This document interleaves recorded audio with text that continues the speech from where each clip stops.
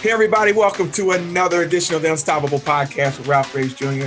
My name is Ralph Graves Jr. Thank you for deciding to listen to this podcast. Today's guest is none other than the host of the Millionaire Mindset, Matt Aitchison. Matt, what's going on, man? What is going down, my brother? How we doing? Man, I'm doing great. First of all, I am so honored to have you on this program. You and so many guests I've had on before, man, but I'm just glad you said yes to come on and pour out what you know and what you're doing into the unstoppable listener space, man. Thank you. Oh, man, it's always fun to, be on shows, and I just love, having high-level conversations. It's one thing, I find that when I'm consuming content, right, how I absorb, but it's another thing when I'm speaking the content, out. And, it's one thing to be a messenger and kind of talk the talk, but it's another thing to be the message, live your message, and actually feel that congruency in terms of, the audio and what I spit out of my mouth is also aligned with the video and how I live my life. And so when I get to come on and kind of share my own unique journey, which is, nothing special, nothing different than anybody else. It's just my own journey. Hopefully there's, some nuggets and some ahas that might, shift maybe the mindset, or, inspire some action and some people listening in that unstoppable community of yours today. Well, man, listening to your podcast, I had to have you on for a couple of things. I forgot which one it was, but you have so many wonderful ones. But I guess I was going through it at that particular moment or day, and I was actually saying the same message about the importance of having the right people around you. Yep. And, you're influenced by your top five. We all know that. And the importance of being in the right network, in the right room with the right people. I forget the name of it. You and a buddy of yours belong to something. But anyway, it was phenomenal. And I said, you know what? That's a guy I need to talk to. And you're here. So hey, I appreciate it. Yeah. I mean, I think I've covered a lot of ground in terms of being on the wrong end of the spectrum in life and kind of walking that path. I've also obviously course corrected and hit a few strides of success, in my 32 years. And obviously I'm a student of life. I know this is a long-term journey. I'm always looking for my next teacher. I'm always trying to remain humble, but it didn't start that way. That's for sure. And my ego and my pride really led me to what I call staying in a cul-de-sac, right? Of just being in a safe space, a comfortable space, not too much activity going on. And, I always said that I wanted to achieve big things, but really, going back to kind of that congruency and alignment of what I was saying and what I was doing were just two completely different things. Wow. And it's really hard to catch a stride of momentum when you're out of integrity with yourself. You can act and pretend on the outside, but inside you're going to war with yourself mentally, spiritually, every single day. And that will never allow you to kind of break through whatever ceilings are hanging over your head and find ways of making them your new floor. And so that got me expelled from high school. That got me arrested in college. And it was really kind of what I called my oh shit moment. I think we all have those moments in life, right? Where you get to kind of a fork in the road and you're like, oh shit, I'm faced with a real decision, a big boy or a big girl decision, right? That holds real consequences. And for me, I committed to a life and a path of personal development, a life and a path of really, doing what I said I wanted to do and being who I said I wanted to be. And that has led me to a lot of majestic failures, which have really kind of been my breadcrumbs of life on the trail of success, right? Of kind of, where do I go next? What is life giving me in terms of feedback? And am I aware enough to even know what that feedback is and then actually implement, make changes on it? But it's also led me to many, amazing relationships and mentors, many amazing experiences, some great financial successes. But also, right, just like everybody, we all experience hardship. So there's this duality of life, right? Good, bad, ugly, beautiful, happy, sad, rich, poor. And I feel like, I've been fortunate enough to at least experience a lot of those deeply, intimately, and authentically. That's given me a little bit of perspective, right? And I'm not definitely saying I know it all, but it's given me the opportunity to, on my Millionaire Mindcast podcast or coming on amazing shows like yours, to just share, just be a shepherd of information. And hopefully what I like to do is just say, create space for people to think, based on what it is that they want to achieve, and then actually get in and do the work based on what gaps they see they need to fill. Yeah. Yeah. Thank you, man. Thank you for that, and kind of introducing yourself to my audience. Now let's just get right to it, man. Let's do it, bro.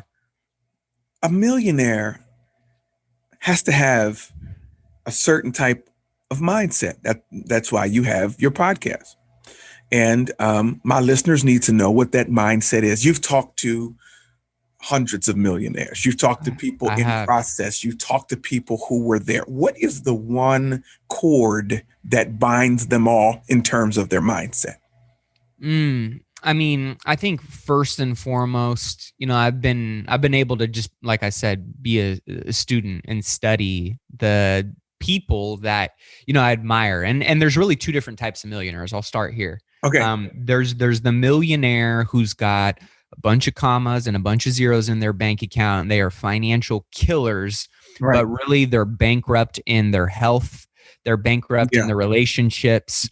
They're estranged from their families or their kids or their wives or their husbands. They really are greedy. They don't have strong core values. Like money is their God. So there's that millionaire. Right. And they all similarly have certain characteristics, right? Okay. But the millionaire that I like to study, that I like to model after, that I like to, kind of push and kind of create and spotlight more of a discussion around, is the millionaire who not only has those commas and those zeros in their bank account and their financial killers, but they live with that same intention and purpose and integrity in their marriage, in their relationship with their kids, in their health, and giving back to charities and causes beyond anything that benefits them. They live life to the fullest, and money is just one thread or variable in their equation of living, unlocking what their definition of wealth is. Because everybody's got a different definition of wealth. Yeah. Right? Yeah. So you got to know what is your definition first and foremost. And that's the one thing that I think every single one of these millionaires has, is they have clarity. They have clarity in what it is that they want to achieve and when they want to achieve it by. Because when you're clear on that, then you can back into a plan and, a roadmap. And really it just comes down to being an executor, getting in the trenches every day, pounding the sand on the exact plan is going to get you where you want to go by when you want to be there. So clarity is a big piece that I see a lot of people missing. I call it my North Star. Right. Of like, if I have my North Star of where I'm going, no matter where I'm kind of right. If I'm off track, well, I know I'm off track and I can course correct. If I'm, on the right path, I know I can double down. If I'm clear on what it is that I want to achieve, which many of the wealthiest people I know are, it's very easy for them to say yes to the right things and no to the wrong things. Okay. I call that a dirty yes versus a clean no, right? And if you look at people's schedules and how they time block themselves and what they commit to, most people have their calendar and their lives filled with dirty yeses. They're saying yes to things that really are for other people or for other reasons, and really aren't congruent and aligned with getting them where they want to go when they want to be there by. Versus the people that are really clear are very good at saying no to the things that aren't in alignment. And that can be hard, right? That might be to a family member. That might be to a friend that wants to hang out with you. That might be to a lot of different things. That word no is very empowering. But like you said, it will offend people. Yeah. I've gotten over that in terms of there's a way of saying no. I call it the graceful no. Okay. Right? Let me hear it, because I haven't mastered the graceful no. I just say, no, I can't do that.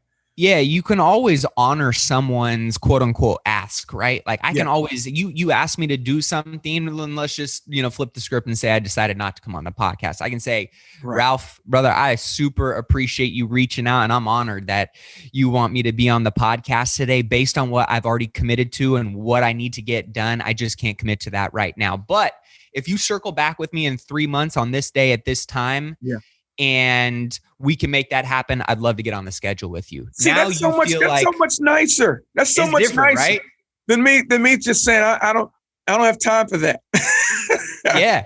And that's, Yeah. Yeah. and that's how you can preserve relationships and Yeah. opportunities for when it may be aligned or when it may Of course. be right beneficial for you. But I mean, part Of of course. one of the things I've learned from a lot of wealthy people is they're very protective of their time and they're really ruthless with what they say yes to and what they say no to. Now, do they want to do a lot of those things? Do I want to do a lot of the things that ultimately I get asked to do? Well, shit, yeah, absolutely. Yeah. But at the end of the day, are you more committed to achieving the life, achieving the finances, achieving the career, the relationships, or the goals that you want? Or are you more committed to making someone feel good about what they asked you to do and not hurting their feelings? And for me, I said, I'm not living my life for other people anymore. Right. Yeah. And that was my question, though, is how do I still honor that person and not make them feel like crap or not make them feel less than while still making sure that I don't get pulled out of my zone of genius. And so that's hard for a lot of people. Yeah. So you said two things here, and it is hard for a lot of people. You said that one thread is clarity. Understanding what your definition of wealth is. Know what that means to you. Yep. What does that mean to you? It may not have anything to do with a bank account. It might have something to do with other things. But whatever your definition of wealth is, make sure you understand that and you're crystal clear on it. And point number two, as we're talking, is be focused and be committed and be dedicated to the things you have to do to obtain that. And sometimes it's not running around. Well, most of the time it's not running around putting out fires. That what we do most of the time. Yep. Yeah. You're spot on, man. And I think the other thing is all of them have this relationship with fear and how they move through it. Okay. That is different than 99% of the planet. Yeah. At the end of the day, human beings, we all have fear, right? Sure. But there's really two different types of fear. There's the fear of somebody pointing a gun at your head, loaded, cocked chamber, ready to blow your brains out. Yeah. Real fear of you dying, right? Yeah. Physical harm. And then there's the fear that we, metaphorically create in our minds. Yeah. Now, I'll just speak from my own experience. There's been many times in my career and what I'm doing now that 2, 3, 5, 10 years ago, I would have said, you're crazy. No way. Because I was scared of those things. Yeah. But as I started doing more things that I was fearful of, and I went through the fire and I looked back and I still had a pulse and my heart was still beating and my wife still loved me and my kids still thought I was the coolest dude on the planet. Yeah. And I wasn't dead. Yeah. That fear turned into confidence. And you do that enough and enough and enough and enough, you almost start to create awareness around, man, what am I fearful of? Okay, cool. This is a call to adventure for me to learn something about myself, what I call weaponize yourself. Wow. When you go through hardships and challenges in life and you get through them, you don't get through them unscathed. If we all took our shirts off, metaphorically, right? We all got scars on our backs. We all have issues that we've overcome, right? Sure. So if you can do that more and more and change the narrative in your head when fear comes up and say, oof, okay, this is a call to adventure. Maddie's going to learn something about himself today, right? And you get through those moments and you do that more and more, you just become more weaponized. You put more tools on your tool belt that as you get through life and other challenges, other obstacles, other hurdles present themselves. All right, cool. What do I got on the tool belt? Because I know I can handle this. Sure. So I noticed that about a lot of people is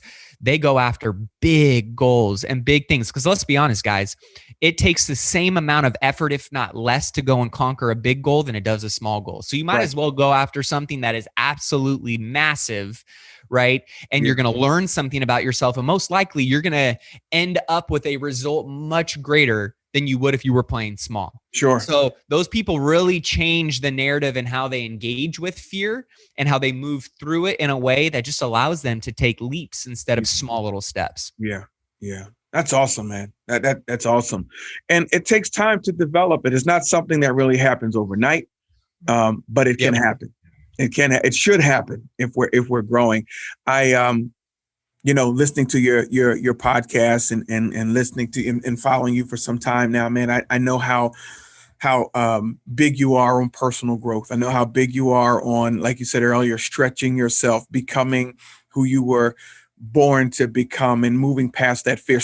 You talked about fear. Someone wrote You might be able to remember who wrote it. 98% of the things we're afraid of never happens. Might be even 99% of the things that we're afraid of never happen to us. Yep. Yeah. I mean, Yeah. One of my favorite quotes is, yeah, if you ultimately do the things that you fear, the fear of death is certain. And, as we do more and more things, like the first time I was going to go ride my bike, as a little kid, I'm sure I was pretty scared shitless, right? I was like, damn, man, I don't want to get on and fall and scrape my knees and hurt myself. Right. But the 50th time I rode my bike, I wasn't even thinking about it. So as you start doing more and more things that you're fearful of, you just desensitize yourself to the fear, right? And it starts to become innate in your DNA that as long as this ain't going to kill me, I know I'm going to either grow from it, I'm going to achieve something great from it, or I'm going to learn from it. And hopefully all three of those at the same time. But at the end of the day, I look at fear as a call to adventure. And I'd rather, look at what I call the rear view mirror of my life on my deathbed and look up in that rear view mirror and see everything behind me playing through my head and go, damn, that was a hell of a ride. Oh, I won every single time. Oh, I was successful 100% of the time. Oh, I never failed. It was, damn, that was a hell of a ride. And that ultimately, right, is going to require you to take leaps of faith and bet on yourself and do things that really you're fearful of, right? But for me, if I drop dead today, I could look at my rearview mirror and say, damn, that was a hell of a ride. Now, I still got a long ways to go, and I intend, for that story and that journey to be a lot longer, a lot greater, a lot more exciting. But that's how I live my life every day is, looking in the rear view mirror and saying, oof, was today good? Yeah, man, that was a hell of a ride. Yeah. So over on your podcast, you guys talk all kinds of stuff and real estate and all that sort of things and different things like that. And I really enjoy it.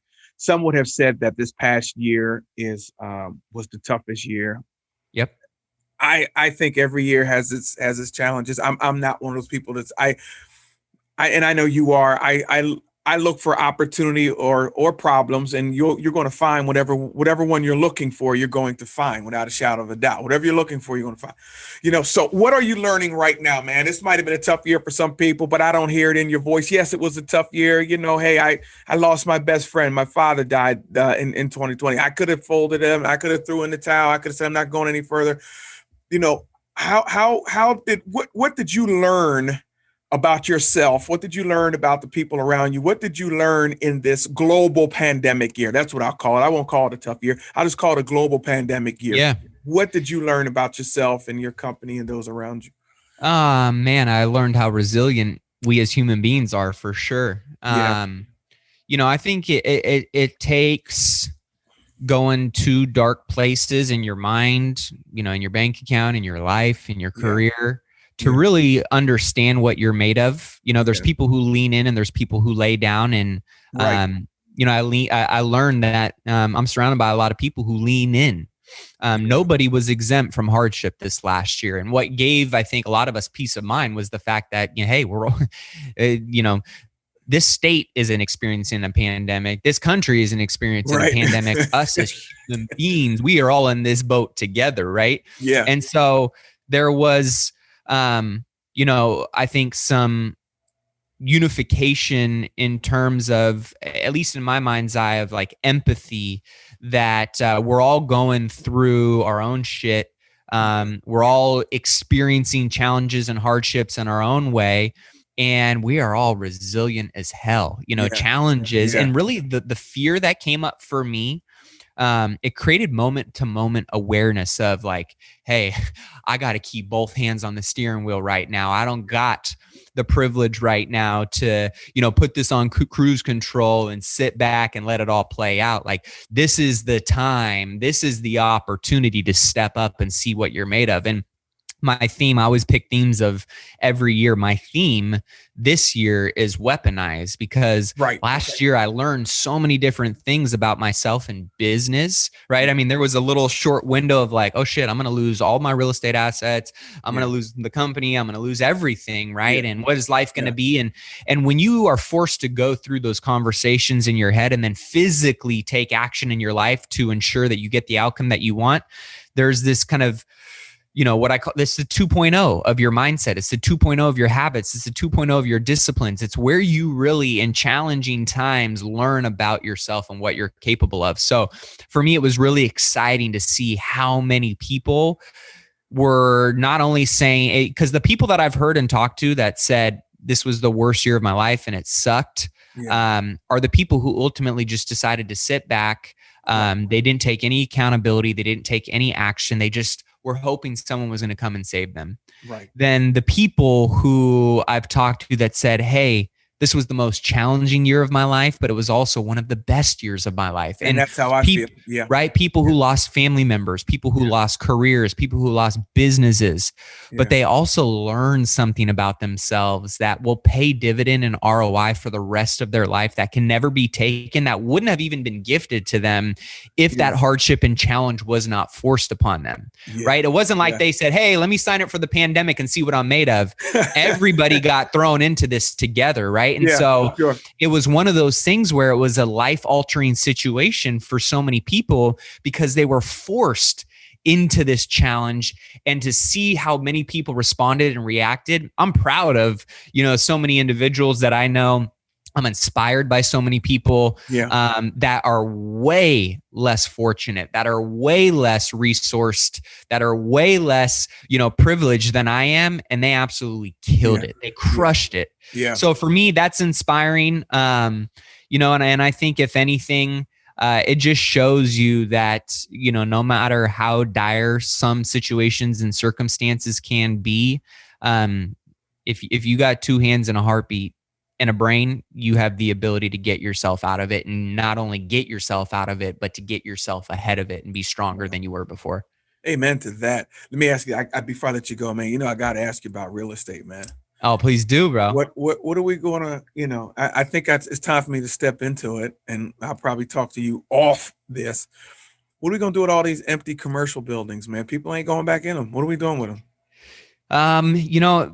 I get that question a lot, and I say right now it's they're going to get repurposed in some capacity. Some will come back. A lot will get repurposed. Yeah. And that's the beauty, right? As trends change, as markets change, that's where the beauty of innovation of the human being comes into play, right? Yeah. And so I think we're going to see a lot of innovation over the next 5 to 10 years in commercial product and in those verticals. But it's hard to give a prediction because it's like sitting down to a game of Monopoly, but the rules aren't finished being written. You don't know what players are going to be playing the game, and the dust has not settled yet. Therefore, we don't know how to play the game yet. We don't know how to strategize yet. We don't know how to win yet in that particular vertical of real estate. So there's still a lot of dust that's settling. There's still a lot of because again, with all of the stimulus that's been given to the American people, I mean, we've got over a quarter of the U.S. currency that is in circulation right now was printed in 2020. Wow. Think about that for a second. Wow. That's crazy to think about, right? That is. You think about the real pain. It really hasn't set in yet. People have been given safety net after safety net, support and stimulus. Therefore, a lot of this dust has not settled yet.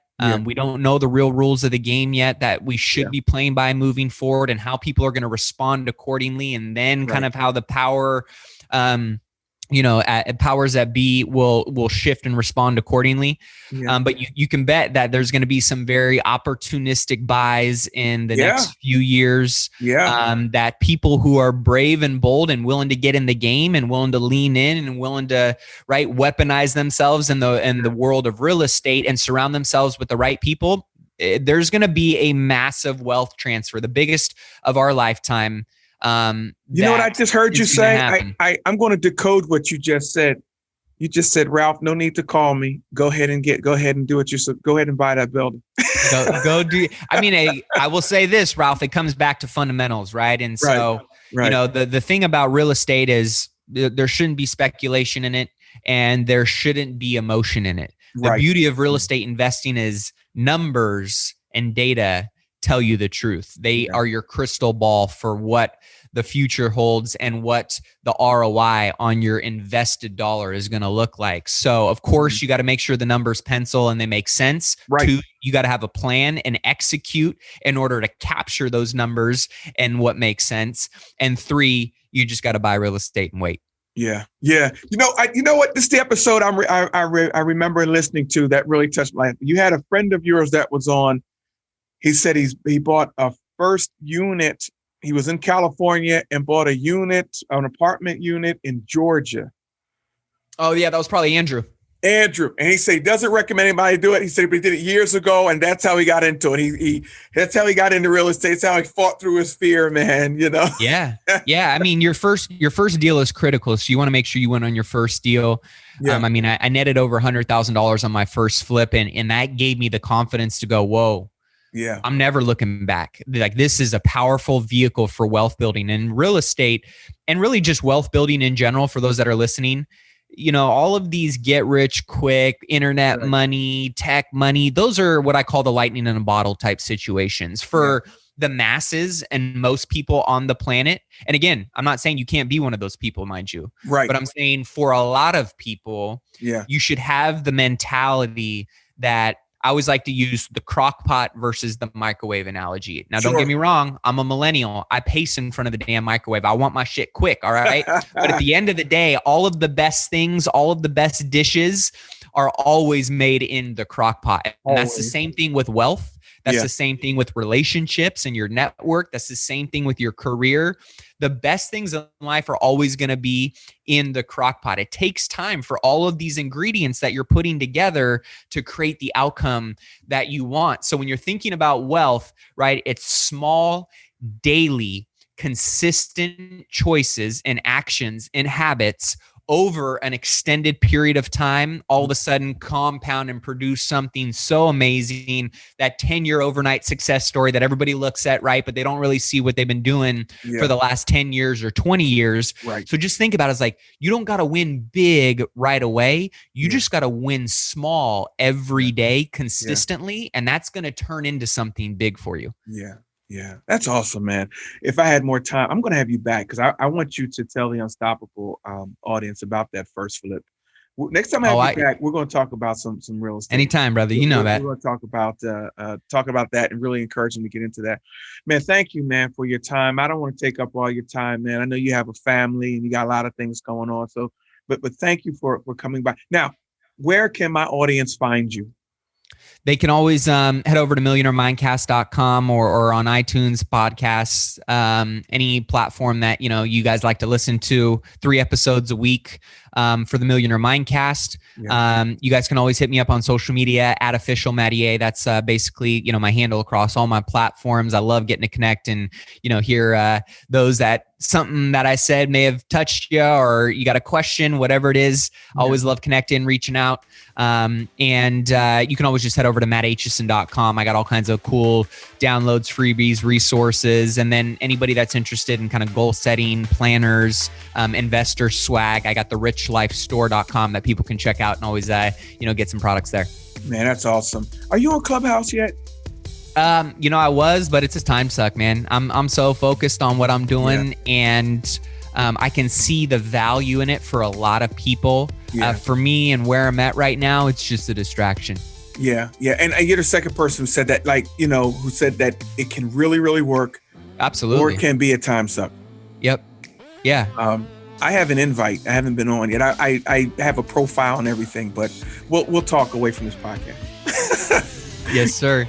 Guys, you've been listening to the Unstoppable Podcast with Ralph Graves Jr. My name is Ralph Graves. Thank you once again for choosing this program. If you haven't already, hop on over to ralphgravesjr.com, pick up a copy of my book, Unstoppable, and let's be unstoppable together. I'll see you guys again next time. God bless.